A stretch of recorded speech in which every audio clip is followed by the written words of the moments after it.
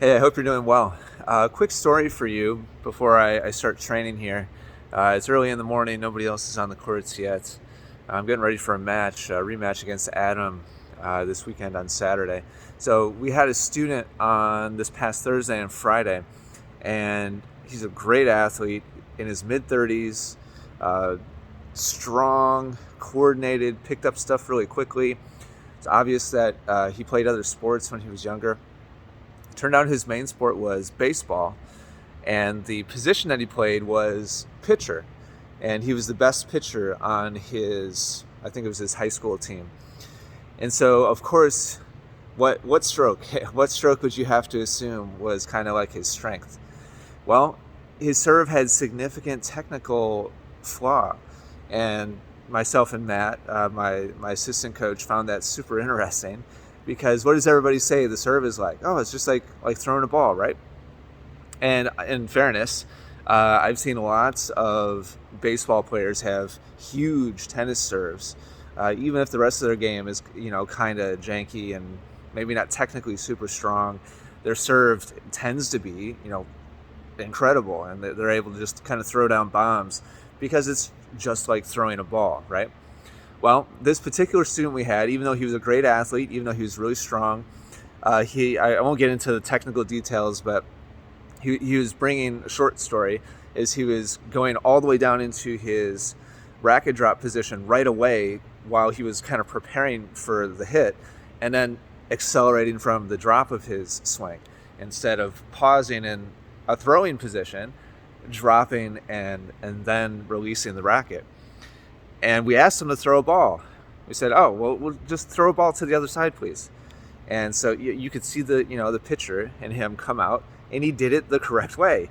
Of course, like he had a great throw, and he would bring the ball back and start in this position, then turn his body forwards before dropping the hand, and then release like you're supposed to do. So how does this work when on the internet so many people and in person so many people will tell you, oh, don't worry about it, stop thinking so hard about it, don't be so technical, it's just like throwing a ball. Well, how does that explain then that a fantastic athlete and a past solid pitcher, baseball pitcher, has a really significant serious flaw in his service motion? Of course, he's heard that before. Of course, oh, it's like throwing a ball, and his serve. And to be clear, like his serve wasn't bad, but when he started to do it correctly, it was like incredible force off his racket without him trying hard at all. Like at half effort, he was hitting a huge serve, bigger than the one he was hitting at full effort before. So how is it that this great pitcher had such a big flaw in his service motion? It's not as simple as everybody says. It's not as simple as, oh, just do it like X and you'll have a fantastic backhand or forehand or volley or serve or whatever. If it was that easy, everybody would have a fantastic serve and forehand and backhand and volley. But we bring in, for whatever reason, habits. We bring in flaws. We begin our journey not doing things the most efficient way, and then that sticks, and then it kind of snowballs and rolls down the hill. And all of us, it doesn't matter. Our past athletic experience, our past our athletic abilities, our talent level, there's going to be rough edges, and it'd be great to shortcut all those rough edges and just use an analogy. But and by the way, it wasn't a matter of just telling him and flipping a switch. That was the first thing. It was after lunch on day 2, and that was the first technical thing when we started working on his serve that he didn't just immediately pick up. Like it was tough for him. It took a lot of concentration for him to do the serve close to the correct way, and we didn't fix it during his time here. He has a lot of work to do. So it's not even just a matter of recognition and then just deciding to do it the other way. It still takes a lot of work. So I point this out because A, analogies don't always work. Sometimes they do, like immediately.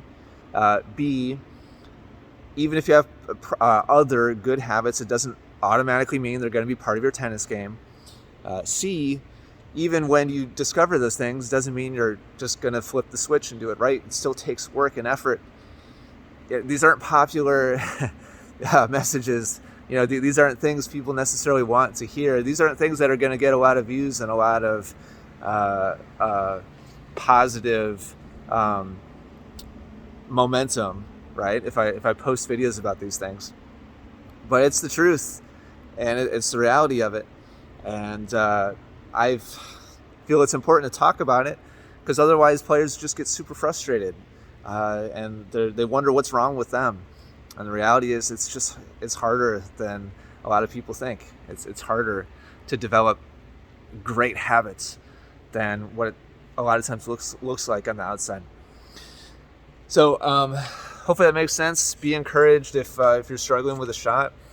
It's not supposed to be easy, and it takes commitment. It takes time, just like I'm experiencing with my backhand. And I'm going to go work on that right now. But thanks for watching. I hope you're doing well. Talk to you again soon. Take care.